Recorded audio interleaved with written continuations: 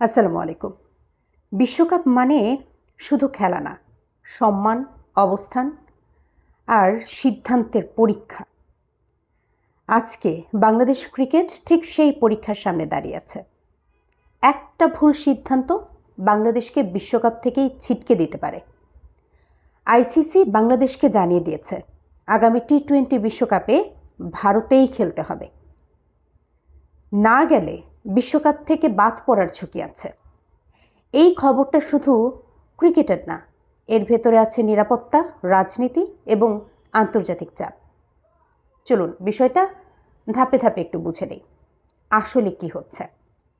Bangladesh cricket board নিরাপত্তার কারণ দেখিয়ে ভারতে খেলতে যেতে রাজি হয়নি।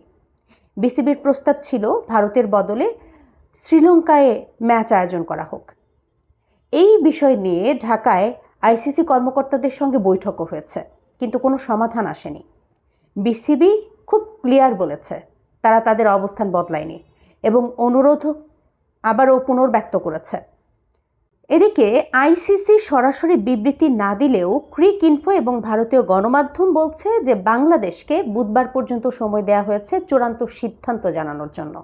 সবচেয়ে বড় চাপটা ঠিক এইখানেই, কারণ আইসিসি সূত্র অনুযায়ী বাংলাদেশ যদি বিশ্বকাপে না খেলে তাহলে তাদের জায়গায় খেলবে স্কটল্যান্ড, যারা অন্যান্য অপেক্ষমান দলগুলোর থেকে সর্বোচ্চ র্যাঙ্কিংয়ে আছে। মানে এটা কিন্তু আর হুমকি থাকলো না, এটা খুব স্পষ্ট একটা বিকল্প। এই বিশ্বকাপ শুরু হবে 7 ফেব্রুয়ারি। গ্রুপ সিতে বাংলাদেশের সঙ্গে আছে England, West Indies, Nepal, Italy, এই দেশগুলো।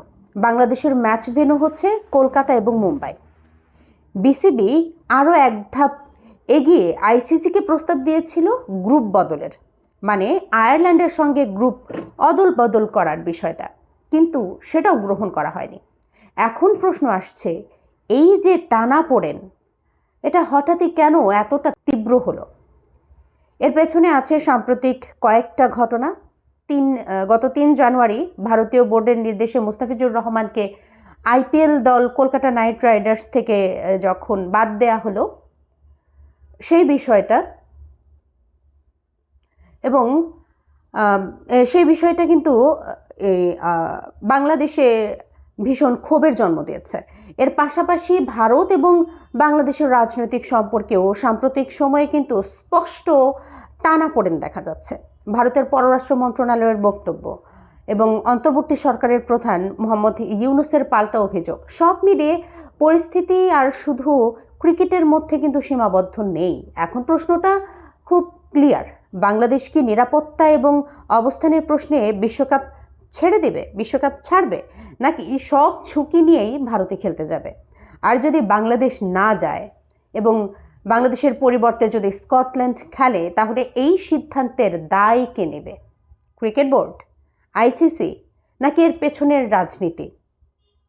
এখানেই গল্পটা আরও বড় মোড় নিচ্ছে, কারণ বাংলাদেশ একা না। এই অবস্থানে বাংলাদেশ ইস্যুতে নিজেদের বিশ্বকাপ প্রস্তুতি সাময়িকভাবে স্থগিত করেছে পিসিবি, অর্থাৎ Pakistan cricket board. Pakistan cricket বোর্ডের চেয়ারম্যান মহসিন নাকভি তিনি জাতীয় দলের বিশ্বকাপ সংক্রান্ত সব প্রস্তুতি কার্যক্রম থামিয়ে দেওয়ার নির্দেশ দিয়েছেন। পাকিস্তানি গণমাধ্যম থেকে যা জানা যাচ্ছে যে এই সিদ্ধান্ত সাময়িক, কিন্তু ইঙ্গিতটা ভীষণ ক্লিয়ার। পিসিবি জাতীয় দলের টিম ম্যানেজমেন্টকে নির্দেশ দিয়েছে একটি বিকল্প পরিকল্পনা তৈরি করার জন্য। যদি পাকিস্তান বিশ্বকাপে অংশ না নেয় তাহলে পরবর্তী করণীয় কী হবে। মানে পাকিস্তানও এখন সব অপশন খোলা রাখছে। এই সিদ্ধান্তের মূল কারণ একটাই, বাংলাদেশকে ঘিরে চলমান অনিশ্চয়তা।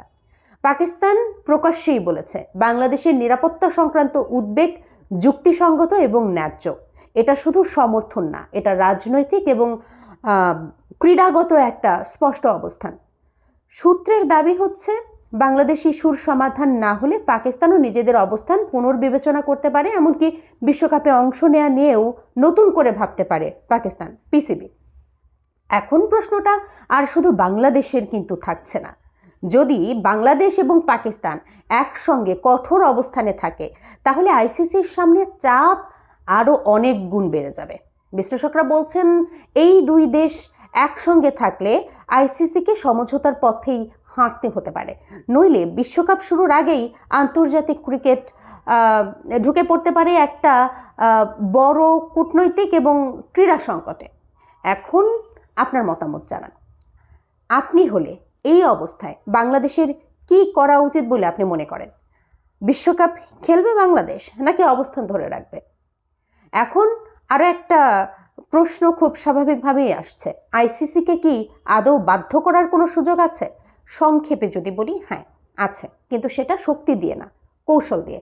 প্রথমত, বাংলাদেশ একা থাকলে আইসিসির জন্য চাপ সামলানো খুবই সহজ, কিন্তু বাংলাদেশের পাশে যখন পাকিস্তান দাঁড়ায় তখন বিষয়টা আর শুধু একটা দলের না, পুরো টুর্নামেন্টের বিশ্বাসযোগ্যতার প্রশ্ন। দ্বিতীয়ত, বিশ্বকাপ মানেই শুধু ম্যাচ না, এটা ব্রডকাস্ট, স্পন্সর এবং দক্ষিণ এশিয়ার ভিউয়ার মার্কেট, এই বিষয়গুলোর উপর কিন্তু অনেকাংশেই কিন্তু নির্ভর করে। বাংলাদেশ এবং পাকিস্তান দুটো দেশই কিন্তু এই মার্কেটের একটা বড় অংশ। এই জায়গায় আইসিসির সবচেয়ে বড় দুর্বলতা হচ্ছে এই ভিউয়ার মার্কেট। তৃতীয়ত, নিরাপত্তা ইস্যু। এটা যদি রাজনৈতিক স্লোগান হয় আইসিসি শক্ত থাকবে, কিন্তু এটা যদি হয় লিখিত, টেকনিক্যাল এবং যে রিস্কের ব্যাপারটা এটা যদি ক্লিয়ার থাকে, তাহলে আইসিসির হাত কিন্তু নিজের নিয়মেই বাধা পড়ে যাবে। এই মুহূর্তে এই সিদ্ধান্ত কিন্তু শুধু একটা বোর্ডের না, এই সিদ্ধান্ত পুরো দেশের। তাই প্রশ্নটা আপনার দিকে ছুড়ে দিচ্ছি, আপনি হলে এই জায়গায় বাংলাদেশের হয়ে কি সিদ্ধান্ত নিতেন? বিশ্বকাপ খেলতে গিয়ে ঝুঁকি নিতেন, নাকি বিশ্বকাপ ছাড়লেও নিজের অবস্থান অটুট রাখতেন? আরেকটা প্রশ্ন আরও সোজা করে বলি, বাংলাদেশ যদি আজ এক ধাপ পিছিয়ে যায় তাহলে আগামী দিনে আর কতবার এই চাপ নিতে হবে? কমেন্টে শুধু হ্যাঁ না না লিখে আপনার যুক্তিটা লিখেন, কারণ আজকের এই সিদ্ধান্ত কালকের বাংলাদেশ ক্রিকেটের দিক নির্ধারণ করবে। ধন্যবাদ।